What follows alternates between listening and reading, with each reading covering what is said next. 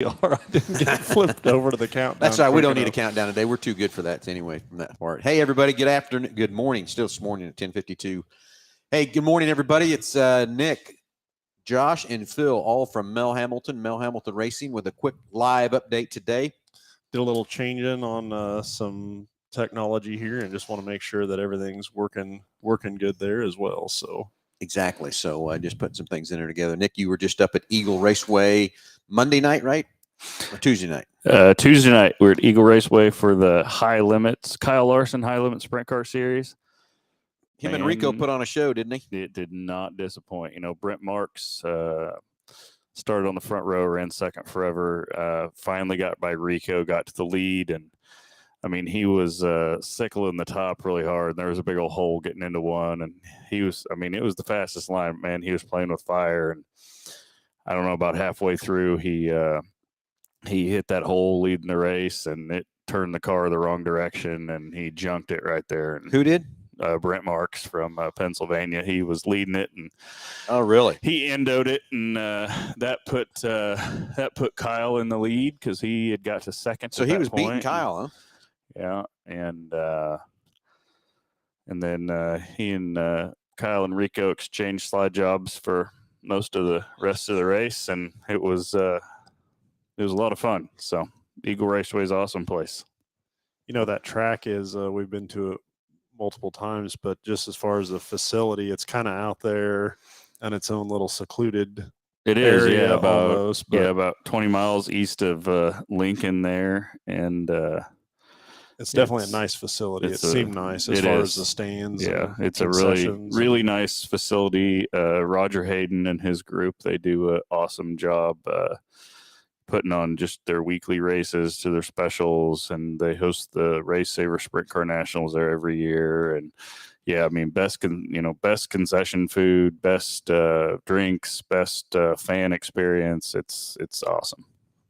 So talking about something important, concession food. What's your best concession food item, and from where? Oh man, that is so tough. Not for me, it ain't. Okay. Oh, really? So, not me. Nope.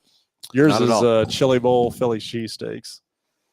I forgot about Chili Bowl. Oh, see, I stumped him. Yeah, that's not where I was headed, though. I'm going to tell you, for dirt track racing during the winter and summer months, how about that? Yeah. Dodge City has this brisket and mac and cheese that's to die for. That's just because it's fresh. That brisket's right there. Oh, I know. I get it. I understand, too. But I'm telling you that we had that up there the other day. Woo! So if you're at Dodge City, you got to get the brisket and mack and cheese. I'm telling you, it's fucking crazy. So aside from the ribeye steak sandwiches at the Boone Super Nationals, back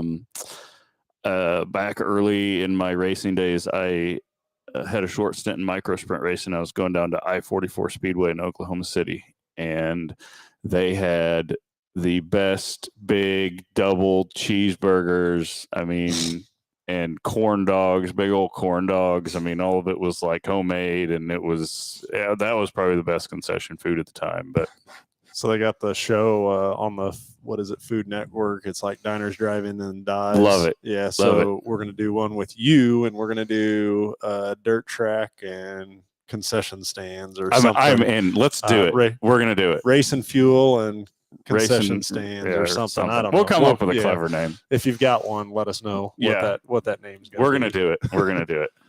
So, but, this we typically go live on Saturday mornings, which will be live again. I think I'm going to be setting up in Hayes, Kansas, going to do it remote in, Josh, this Saturday. Well, that's fine. I'll hope I can get up early enough. Hope we get out of the racetrack early enough so I don't have to drive all the way too late to get to the Hayes from Salina Friday night. So yeah, get you another victory under your belt up there. But you're heading to Salina on Friday, and then Hayes on Saturday. That's where we're headed. Okay. That's where we're headed, and kind of weird.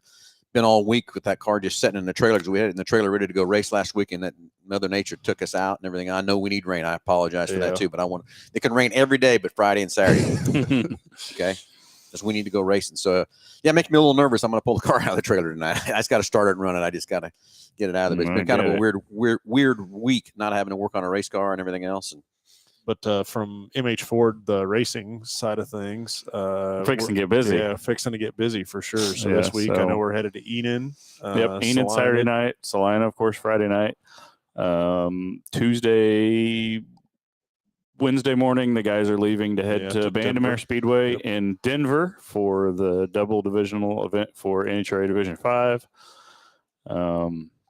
We've got race week coming up, so we're going to follow race week all through Kansas and Colorado, and so that's going to be a lot of fun. We'll have a couple cars competing in race week here from the store, plus we'll have a service van following the tour as well. Got the Mustang at the dyno today, getting some tuning done on it to get it ready to go for that little let's call it Tour de France. Hey, did you see? I heard, and I don't know if there's any truth to this or not, so maybe not. I heard a NASCAR was going to enter the 24-hour Still Mons this year. It is. It's there. So Hendrick's putting one in there. I tell you, I think pictures that's coming up this weekend. They're out there practicing right now. What's weird to me is the rules that car has to abide by, because they took a video of it and went around the car, and there is all kinds of deflectors of wind on the side of the car, over the tires, beside the tires, back and around. I don't know what the rules are or whatever. I'm sure they have to meet the rules or whatever, but I just didn't know you could put all that aerodynamic stuff on a car. But it's for downforce, I'm sure, because you know, the wings coming off the sides and everything else. Like, car looks good, sounded good, and I hope for being over there that they can, you know what. So who's driving it? You know, I don't know who's driving it. I don't know. Yeah, and they got to have 4 drivers that do it. Mm-hmm. But I hope they can go over and kick some ass and show what the American muscles built like. What I would say is I bet the car will do really good. I just am curious about the duration, you know, for being able to sustain for that long. 24 hours to be thrashing on something, that's a long time. It's a long time, you know, from that side. And then the other thing is you know, it's got to have a distinctive sound. You've got all those imports going by, or there's a video out there too, and it shows them all going by different, and they name the cars off and everything else like that. You know, it's different. And trust me, it's different. You can definitely hear the V8. They show the Ferraris go by, through. And you know, all the different cars that go by and everything else too. So it's pretty cool. Hey, you know, somebody speaking of the duration, so you know, somebody taught me how to dyno a circle track racing engine one time. Do you know how you're supposed to do that? Turn that sucker up to $8,000, go to lunch, and if it's still running when you come back, really, then it's good, huh? No, you're good. Yeah, $8,000 and lunch. Yep. And it might have cost you $8,000 while you went to lunch too. It might have. Yeah. There you go. Yeah. But I don't know. It'll be exciting to see what comes of that deal as well. So. Okay. Well, anyway, everybody tune in live Saturday morning, 9 to 10.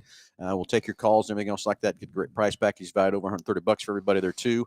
We're gonna have lots of fun and exciting and racing and stuff. We'll get you an update on everything going on there Saturday morning, 9 to 10. Everybody, thanks for watching. Thanks for listening, and tune in Saturday morning, 9 to 10 for Under the Hood, sponsored by Mel Hambelton Ford. Talk to you soon.